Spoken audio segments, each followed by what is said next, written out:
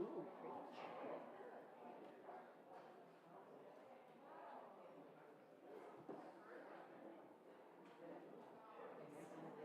Yes, please.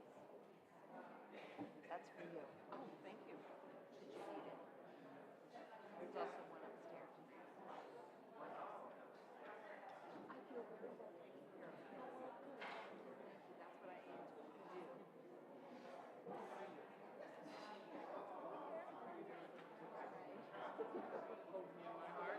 Can I pop the word? I don't want to get him real jealous. I walked here.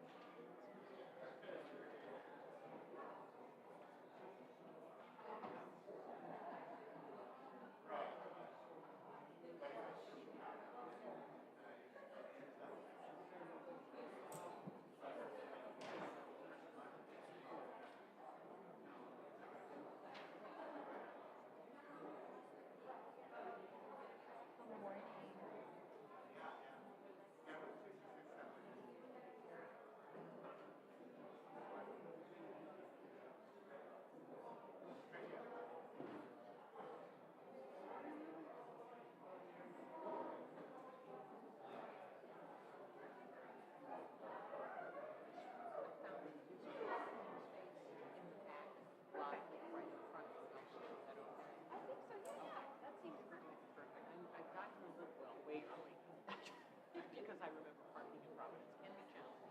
Oh, so I want to make sure I'm spending plenty of time. Perfect. That's perfect. Yep. Yep. There are only a few that are reserved for the neighbors across the arch. Yeah. That sounds perfect. Can you imagine your toe here? That would be awful. Oh my goodness. Yeah. Won't happen. To be careful. I know. You ready?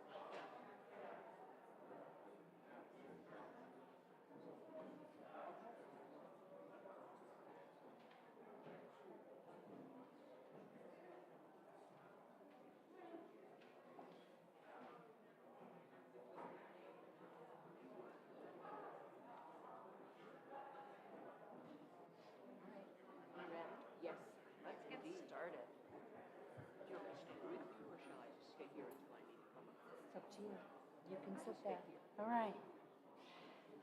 Good morning, everyone, and welcome to the First Unitarian Church of Providence, where we love beyond belief. My name is Cynthia Rosengard, and I will be your worship associate for today. I want to extend a special welcome to anyone who's joining us remotely from wherever you are, nearby or far away. This morning, we are so pleased to have Diane Daniels as our speaker. Diane is a born and bred Detroiter, a current resident of Norwich, Connecticut, and has found refuge and inspiration in Unitarian Universalism for more than 20 years. She's a recent graduate of Starr King School for the Ministry and serves her community as a registrar of voters. She's married to her high school sweetheart, Erin, and is an avid reader. She laughs easily and often, loves pets, especially dogs, and is a proud mother, grandmother, and great-great-auntie. And it's been delightful to get to know her in the last few minutes.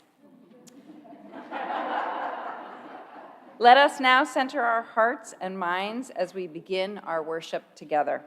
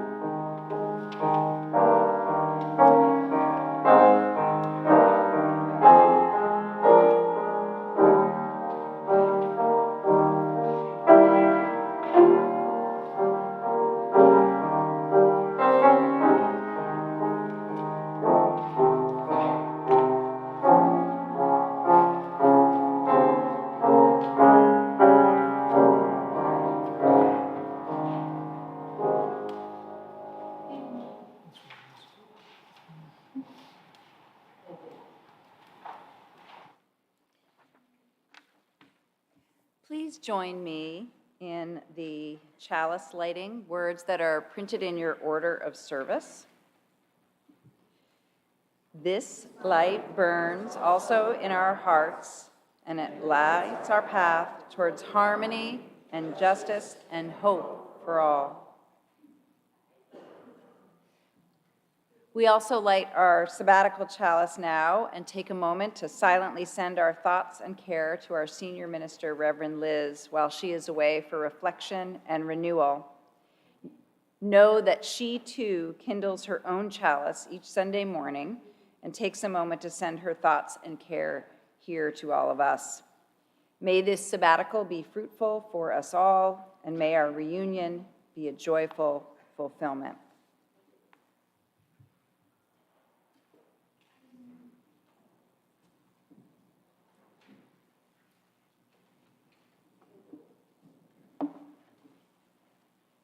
Good morning, First Unitarian.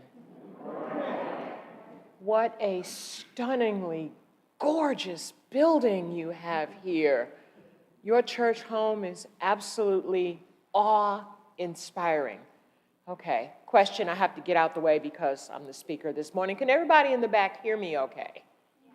I got a wave, awesome. That means we can keep right on going.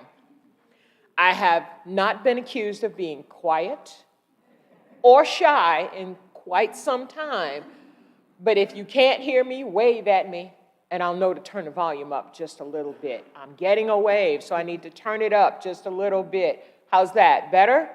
Awesome. Our invocation this morning.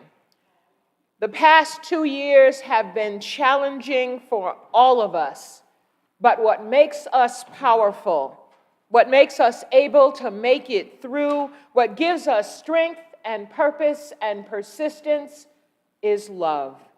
Without love, staying home to avoid the pandemic and other illnesses is a source of anger and frustration, but with love, we can rest more easily in the knowledge that we are keeping ourselves and our loved ones safer and setting a good example for those in our circle of communication and influence. Without love, we can succumb to fear.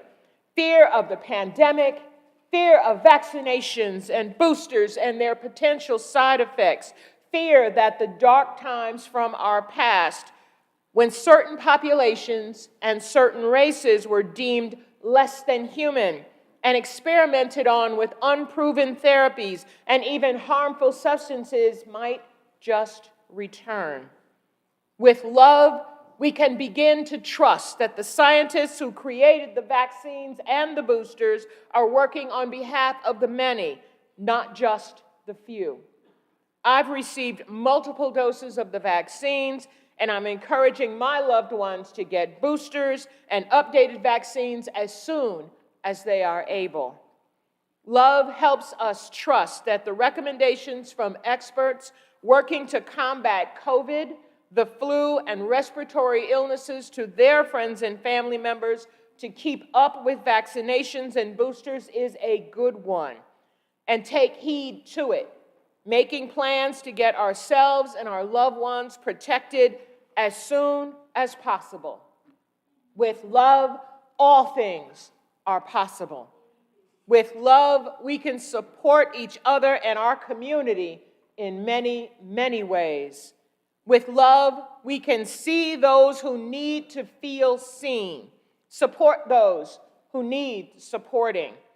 When your spirits need lifting, remember that what we do every single day serves a greater purpose than our own day-to-day lives.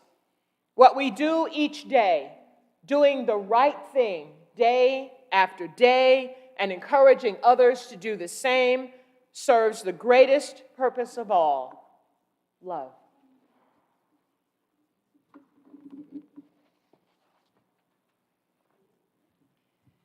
Now is our opportunity to stand up and greet our pew neighbors, and if we want to, wave across the neighborhoods to say hello to one another. So take a few minutes to do so, and let's not forget our folks at home as well.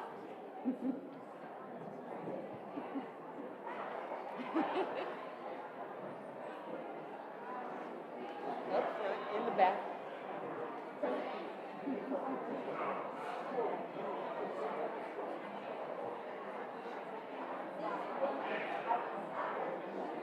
And the folks on the second floor, we have to wave to everybody and wave to the people up front.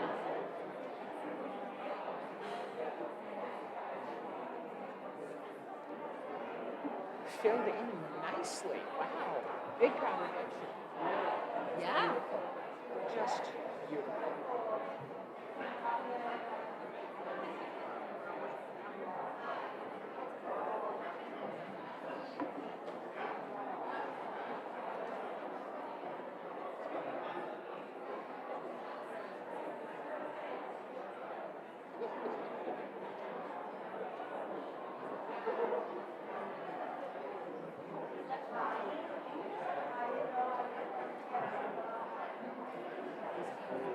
That's what he did.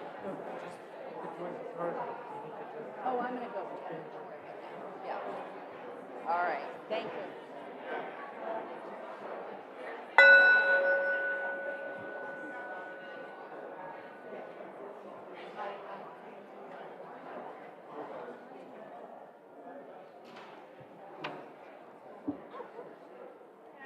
Please stand as you are able and join in singing hymn number 95, There Is More Love Somewhere.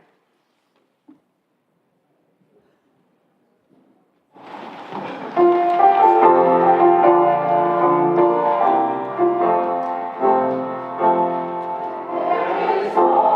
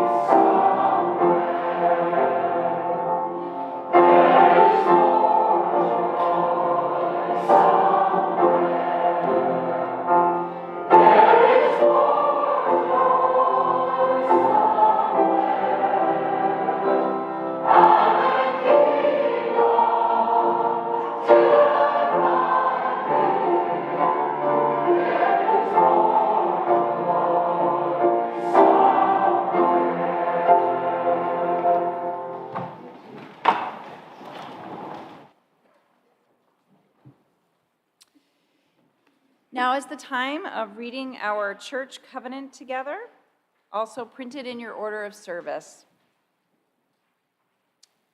We, the members of the First Unitarian Church of Providence, with respect for the worth and dignity of each person, with wonder at the light we know by many names, and with gratitude for our deep connection to each other and to the larger web of existence, covenant to walk together in our search for truth, seeking the paths of wisdom, compassion, and justice.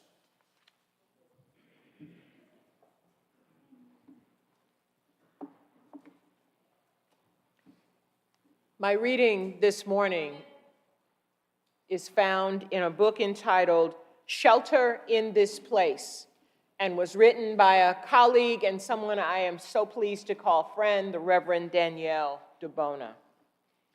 It is a good day. Breathe, take a breath, and feel the weight of the world lift from your body.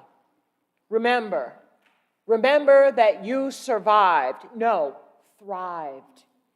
Find your deep soul, hold it, in your hands and thank it. Thank that soul for its protection and its power.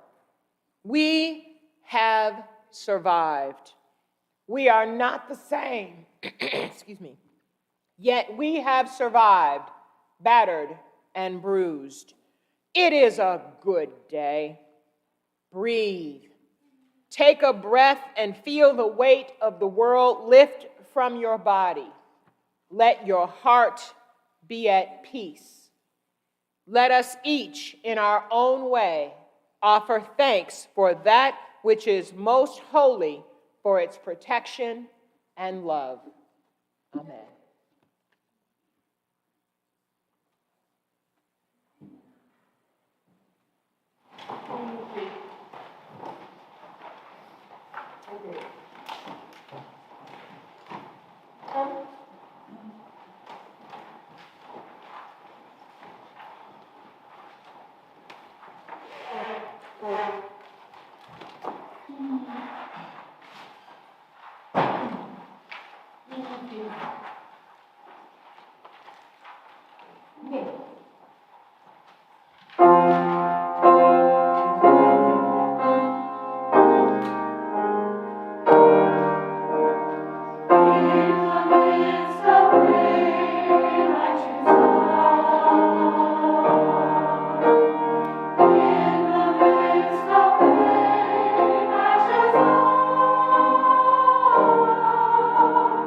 In the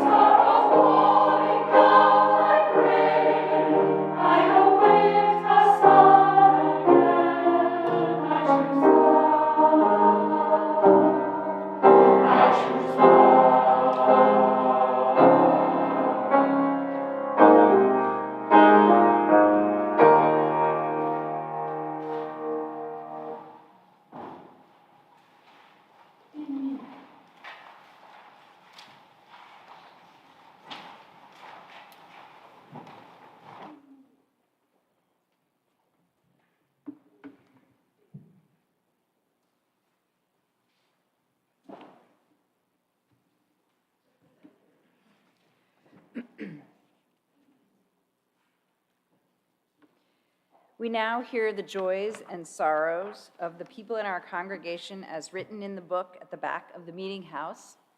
Our partner church in Transylvania carved the beautiful candlestick pedestal for the large candle from which we light all of our individual candles of joy and sorrow.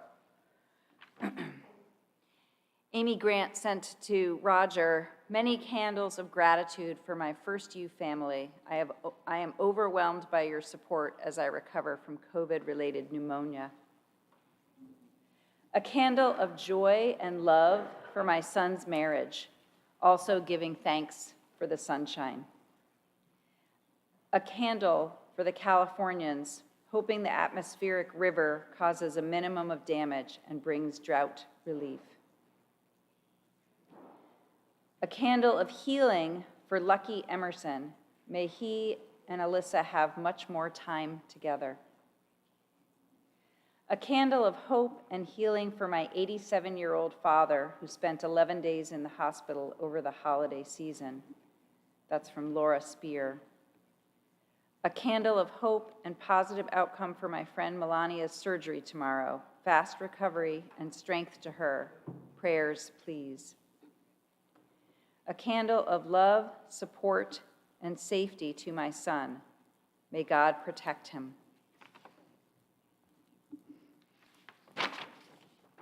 Friends, let us rest in gladness that we have each other to share in our joys and sorrows.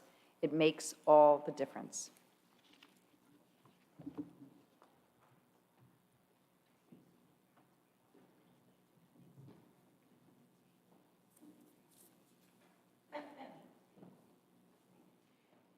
Wow. This is a whole different look, y'all. You have to forgive me, my touristy moment. When I started seminary, I did not think of this view from on high, so to speak.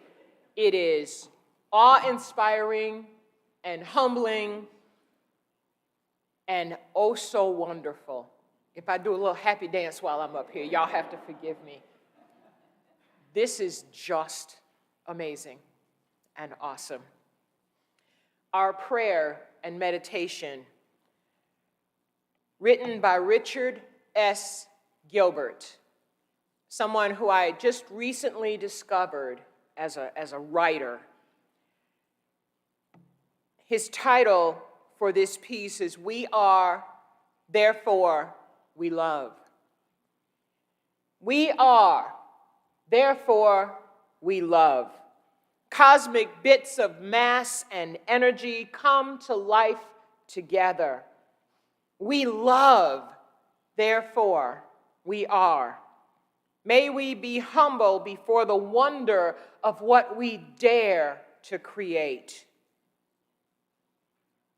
If you have lost someone close to you in the past year, we invite you to stand or raise your hand in silent witness of the loss. And my heartfelt prayer for you is that you find healing and restoration as you continue to move forward. We are still here. And we honor those who went before us by continuing to be the best people we can be, live the best lives that we can live, to treasure what they've taught us and spread the love they gave us.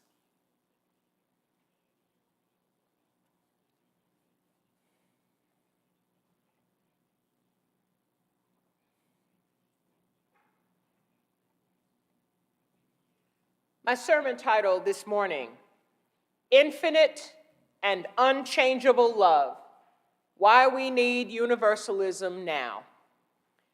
When something is described as infinite, it means that the thing is limitless or endless in space, extent, or size. That it's impossible to measure or calculate, that it's a space or quantity that goes on without end. What the world needs now is love sweet love. It's the only thing that there's just too little of. What the world needs now is love, sweet love. No, not just for some, but for everyone. When Jackie DeShannon sang that song first in 1965, and it was covered by Dionne Warwick, people all over that heard the lyrics helped push the song up the charts. It reached as high as #1 in Canada and as high as #7 on the Billboard Hot 100 in the United States. It's a concept whose time has come again. After the events of the last few years, starting at the end of 2020 and into the last weeks of 2022, we could all use a little more love. The Universalist faith, one side of the Unitarian Universalist equation, holds a strong belief that a loving God would not elect only a portion of mankind to be saved, to enjoy salvation, and doom the rest to eternal punishment. Since Hosea Ballou asserted that the law of heaven is love, it would have to be a love that surpassed all others in order to allow every member of humankind, all of us perfectly imperfect human beings, to receive salvation. Turning for a moment to online dictionaries and references, there are definitions for many different kinds of love, ranging from 4 to 8 different types. Now, if that just raised a caution in your tummy, be safe. For the purposes of this sermon, I'm going to stick with 4 kinds. Eros, romantic love. Storge, familial love. Philia, brotherly love. And agape, God's divine love. Examples of eros, romantic love, are easy to find and recognize. Just watch your television or listen to popular media, radio, or get online, and you'll see many examples of romantic love. There are books and poetry written about it. It's celebrated in the Bible, and the greeting card industry reminds us all the time of how their products can help us express our sense of eros. Romantic love certainly makes for a happier heart, but it isn't the main type of love I believe our Universalist siblings were talking about. Next, let's talk about familial love. Storge. It's the love Hosea Ballou wrote about when he said, "A mother's love, in a degree, sanctifies the most worthless offspring." I laughed when I read that too. Storge is the love of family, the affectionate bond between parents and children and between siblings. It's a concept we could easily ascribe to the Universalists, to cherish one's kindred, particularly focused on the tenderness between parents and children. I can clearly remember the surge of love, of storge, that I felt when my son Ronald was born. Ron is now almost 40 years old. I'm telling on myself, but that's okay. When I was pregnant with him, I stayed fairly active. My doctor told me that was a good thing to do, so I did it. I told them, silly me, first kid, we think we know everything. "Do you want anesthesia?" "No, I'm having this baby natural. I'm doing this on my own. Me and him, we right here, we together." Plus, they said it might make him dopey because by the time the discomfort from childbirth got to be enough for me to want something, they said it would make him dopey. I said, never mind. I will go through this for my child. I had all those normal first baby worries. I had been a caretaker to young babies, but this is different when it's one of your own. I tried to stay strong through my workouts. I was a gym kid. I was a lifeguard. I was swimming. a mile a day, 72 laps of a 25-yard pool. I was in the best shape of my life. And yet and still, this beloved child of mine, who arrived at 9 pounds, 9 ounces, I heard y'all, and yes, you're right, oh. He was finally born about an hour or two after they said he might be, much pushing, and they laid him on my stomach, and my first thought was, wow, he's heavy. And when I looked down at him, his eyes were wide open, and we connected in a way I have connected with few people in my life. Until that moment, until I looked into my newborn son's eyes, I'd known love, yes, romantic love, and I probably took for granted to a certain extent the level of familial love I felt. But this was different. Never had I felt something so intense, immediate, committed, and just perfect. That love would fuel my motivation for years to come, and still does. I'm blessed to talk to my son every single day. He calls me every morning, and we talk about what's going on in his life and how his family is doing. I have a 14-year-old grandson and a 6-year-old grandson.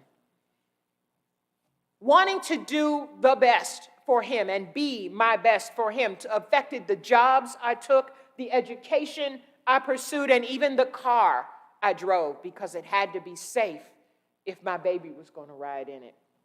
I wanted the absolute best for my little one, and I was determined to protect him at all costs. That same infinite and unchangeable love was there when I gave birth to my daughter, Ariana. Perhaps more so because hers was an unusual pregnancy and a slightly difficult birth. For the first 7, 8 months of my pregnancy, we didn't really know, weren't sure I was pregnant. The tests all came back negative.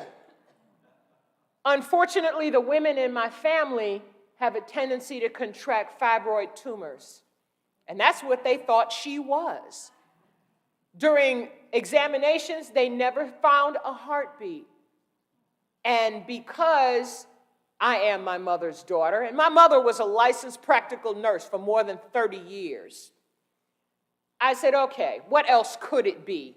And, you know, your mind goes to the absolute worst, and then it goes to, well, maybe I'm just eating a little too much, enjoying my food a little too much.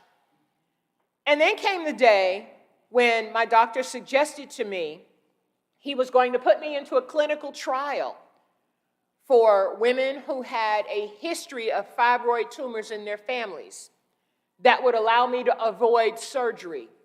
Sounded good to me. Okay, let's do it. And the final medical appointment before I was to start a course of medication for this clinical trial, they found a heartbeat. They couldn't see her until that appointment. With our family history of fibroids, my mother, my sister, I didn't even second guess the medical diagnosis. But thank goodness, Ariana, my daughter, decided to say, hey, over here, I'm here. So I go in for another checkup a couple days later, and they're treating me like a total idiot. They said, you haven't had any prenatal care. We don't know what kind of delivery you're going to have. Are you going to be okay? Is the baby okay? Et cetera, et cetera. Through all the tests, she passed with flying colors. She is, to this day, probably the quietest member of the family. She was just hiding. She didn't want to be bothered. And so that's why they couldn't find her. She decided she would show her face when she was ready. I went in for another doctor appointment a few days later, and they said to me, are you feeling any discomfort in your back? Mamas, you know where I'm going with this. Said, you're in labor. I'm in what? So I've just had a few days to get used to the idea that I'm having a second child, and now you're telling me she's on her way. Nice. Thanks, guys. Really appreciate that. So I call, take a half day from work, go home, pick up my bag, go to the doctor, and they're checking us out. And as we get through, closer to the end of the day, every time I had a contraction, which I started to feel after a little while, her heart rate would drop. That's not a good sign. And I told them, whatever you have to do, no exceptions, save my baby. I loved her that much already. Didn't matter what happened to me, save my baby. The depth and the breadth of that kind of love, familial, yes, and so intense, stays with me to this day. I also talk to my daughter every day by phone. She no longer lives in this area, but we talk all day long via text message and social media, and she calls me every evening. I had no thought for myself, only for the safety and the life of my baby. That intense, all-consuming love, to quote one of my favorite singers, Sade, it dives and it jumps and it ripples like the deepest ocean. Profoundly wise and wonderful poet and author Maya Angelou wrote, "Love recognizes no barriers. It jumps hurdles, leaps fences, and penetrates walls to arrive at its destination full of hope." If only that feeling, that kind of love was indeed universal, what a wonderful world it would be. The next type of love, and arguably the hardest to achieve, is agape. Agape love is the highest of the four types, referring to God's immeasurable, incomparable love for humankind. We perfectly imperfect, frustrating, hair-raising, laugh-inducing residents of the planet Earth. Us, you and me. Agape love is perfect, unconditional, sacrificial, and pure.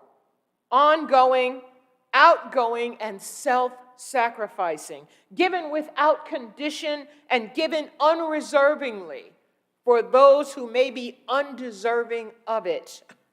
That would be me. It's divine and extends beyond emotion. It's an active kind of love and is demonstrated through actions. You don't have to do anything to be capable of this kind of love, and you can't earn it. It's not possible. It's spontaneous and heedless. It doesn't determine beforehand if love will be effective in changing or modifying a person or their circumstances. It's divine. It extends beyond emotion. We want to be capable of this kind of love.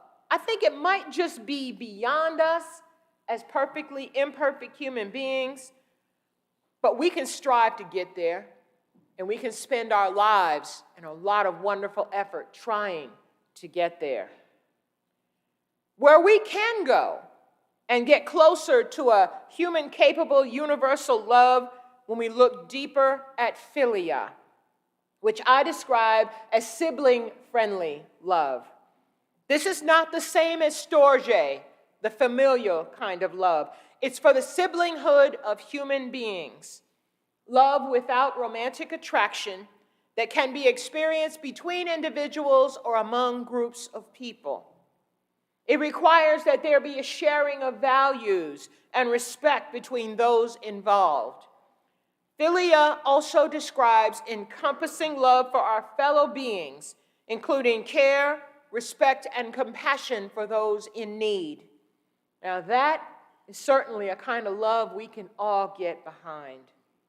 That kind of love, leaving no one out, dovetails beautifully with the principle of universal salvation. No soul left behind, all are included. We are all siblings. You are my brothers and sisters.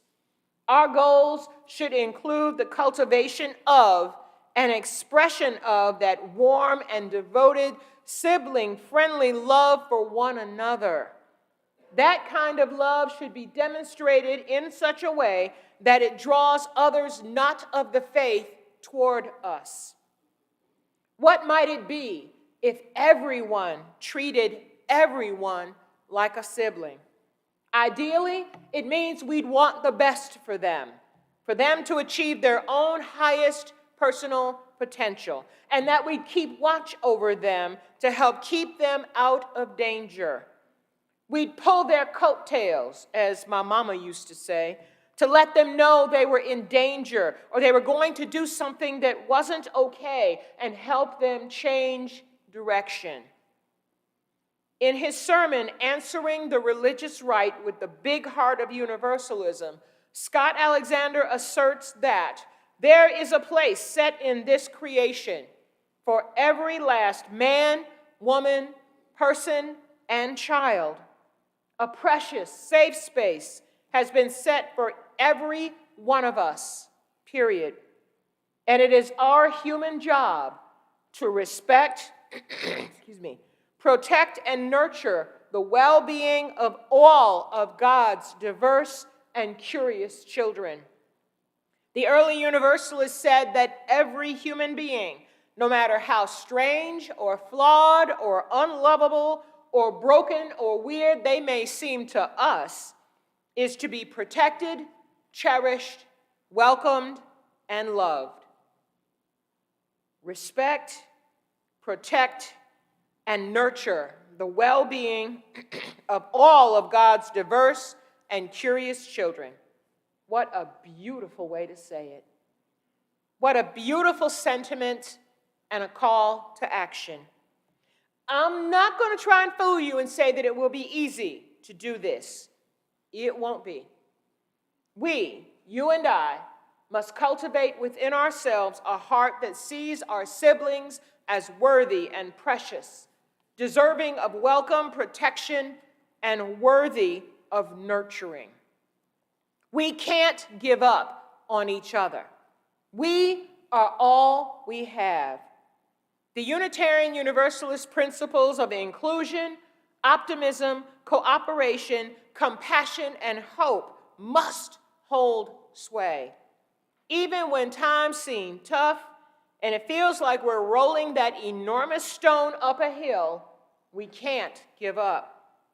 Hosea Ballou and his contemporaries preached that gospel, that all would be included, that we should be optimistic about the future and the condition of humankind, that we should extend compassion, and not just to those we agree with or those who hold views like ours, but also to those who we disagree with, who shout instead of discussing, and with whom common ground seems impossible to find. We must not be silent. We must lift our voices and proclaim our values. We must proclaim Unitarian and Universalist values and describe the faith as one that sees human beings as wonderful and part of one human family.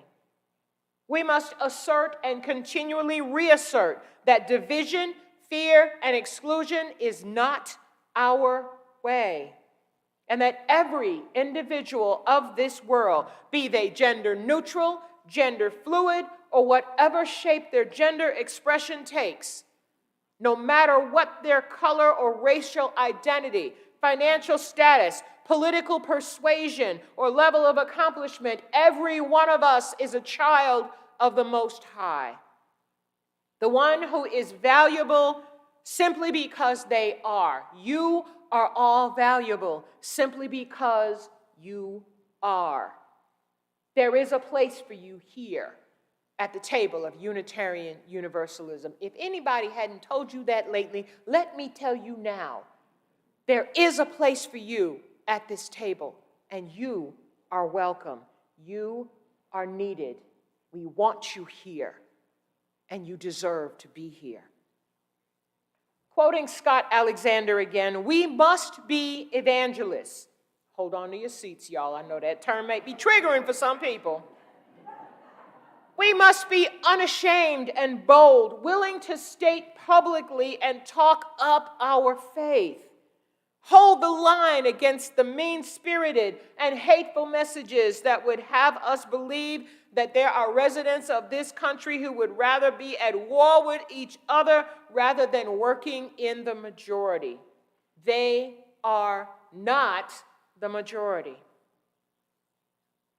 Call yourself whatever you like if that word evangelist doesn't quite fit you.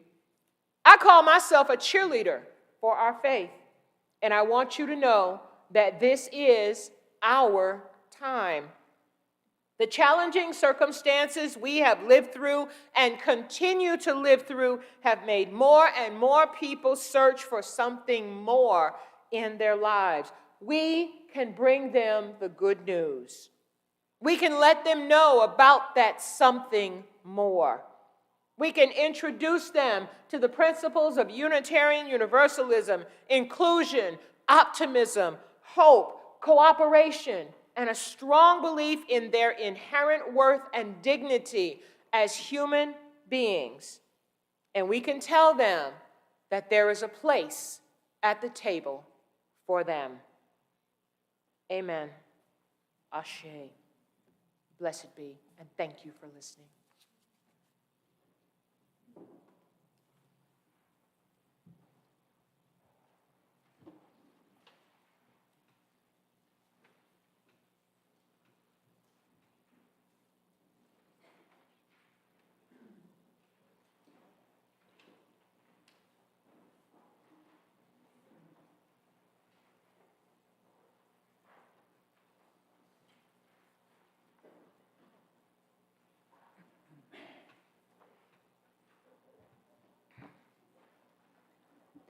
Please stand as you're able and join in singing hymn number 34, Though I May Speak with Bravest Fire.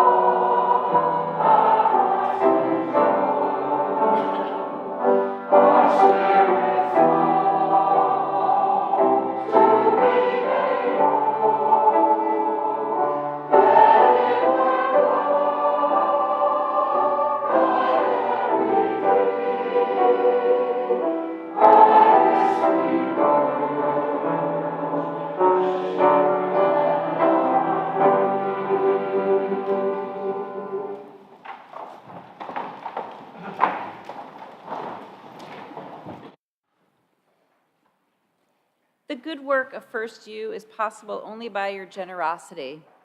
Your gifts are both needed and appreciated. Please fill in the memo line of any checks, or if you prefer, text to 73256 and then put First U Prov and any dollar amount. For example, First U Prov, $10. For all that you give, for all that you do, and for all that you are. Thank you.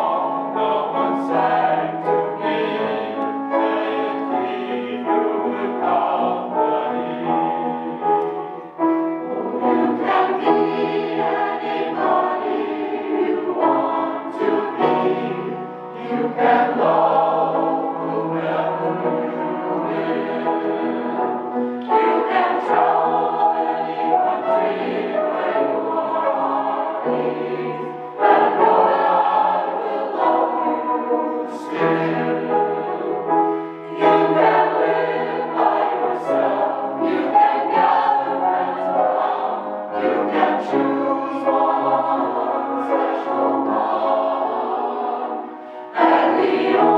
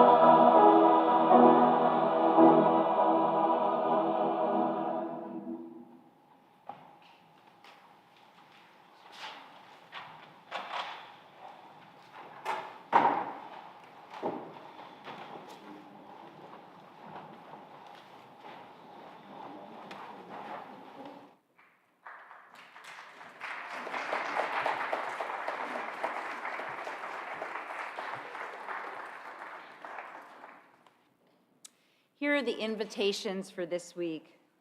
First U Friends of Sheldon Whitehouse are joining to welcome him to First U this coming Friday, January 13th at 7 p.m. He will discuss dark money and the U.S. Supreme Court, and there will be time for questions. He'll also have copies of his new book about the same topic. Refreshments will be served. Those who need childcare should call the church office to make reservations. The First U Mitten Tree has begun and will continue for the cold months. The RE classes started this morning with warm scarves that were made during the solstice celebration. There's a basket in the atrium, and any donations of hats, scarves, mittens, and gloves are greatly appreciated. Be sure to check the First U Times, our weekly newsletter that is the single source for news, events, and everything that's happening at First Unitarian. The First U Times is sent by email to all members, friends, and others who sign up to receive it. You can access it and sign up through our church website or fill out a guest registry form at the welcome table in the back of the meeting house.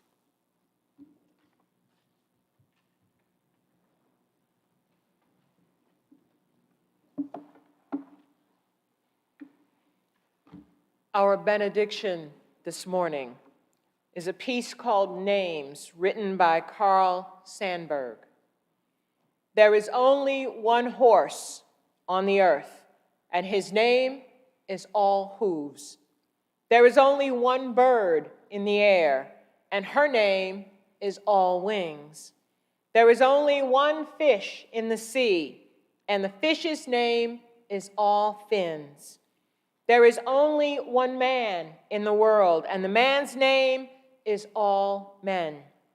There is only one woman in the world, and her name is all women. There is only one child in the world, and the child's name is all children. There is only one maker in the world, and that maker's children cover the earth, and they are called, all of them, called God's children.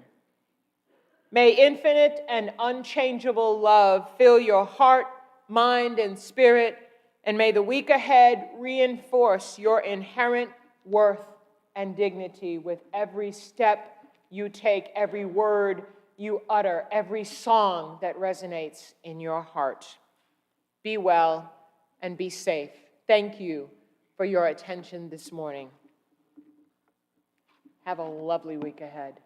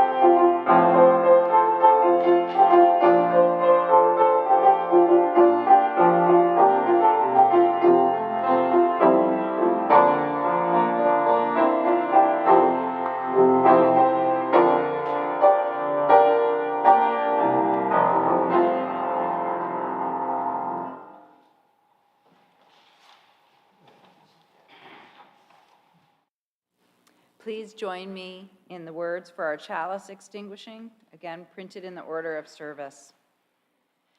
We carry the flame of peace and love and hope until we meet again.